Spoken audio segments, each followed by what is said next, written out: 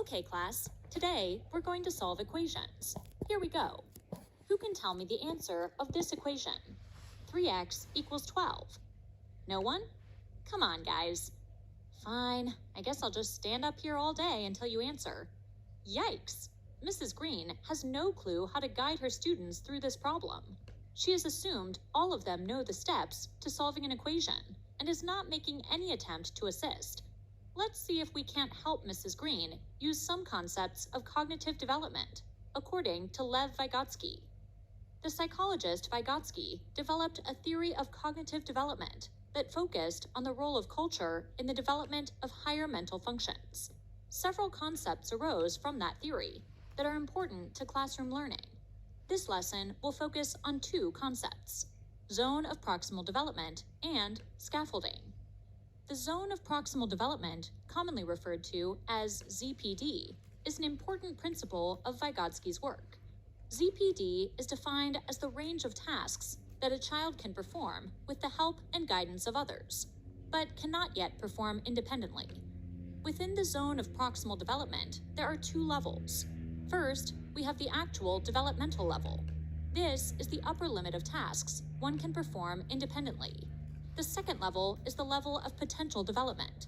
This is the upper limit of tasks that one can perform with the assistance of a more competent individual.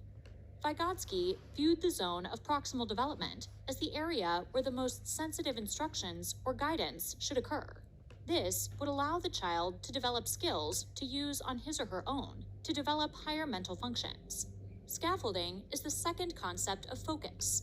Scaffolding is directly related to zone of proximal development in that it is the support mechanism that helps a learner successfully perform a task within his or her ZPD. Typically, this process is completed by a more competent individual supporting the learning of a less competent individual. So, for example, there could be a teacher assisting a student, or a higher-level peer assisting a younger peer. To understand this concept better, let's think about how scaffolding is used in the construction of a home. The scaffold is an external structure that provides support for the workers until the house itself is strong enough to support them. As the home gains stability, the scaffold becomes less necessary and is gradually removed. Scaffolding is applied similarly in the classroom. First, the teacher should provide clues about how to proceed through the problem. As the child becomes capable of solving the problem without support, the teacher gradually removes these clues. This process is referred to as fading. Let's talk a little bit about assessing the zone of proximal development. The zone of proximal development should be assessed by instructors on a regular basis. This can be done through the following steps. 1. The teacher should demonstrate solving a problem and observe whether the child can imitate the demonstration. 2. The teacher should begin solving the problem and ask the learner to complete the solution. 3.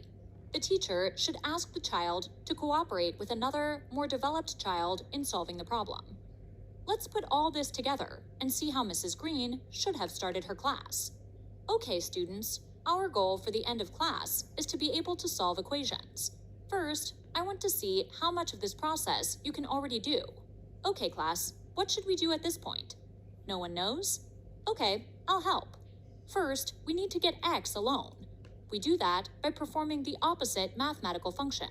So if 3x is multiplied, we need to divide 12 by 3 to get x alone. Great job, class. Let's keep practicing.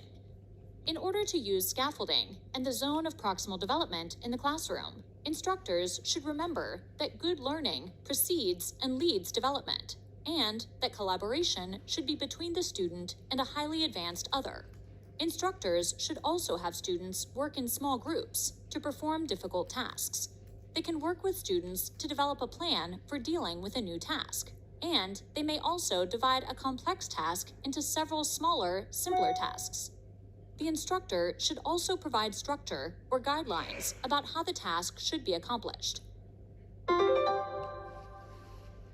In summary, the zone of proximal development allows instructors to assess the range of tasks that a child can perform independently, and with the help of an advanced other. Scaffolding is a process that supports students as they learn to perform a task independently. It's important to remove scaffolding as the students begin to master the problems independently. There are many principles an instructor can implement in the classroom in order to guide and support higher mental function development of their students through the use of ZPD and scaffolding.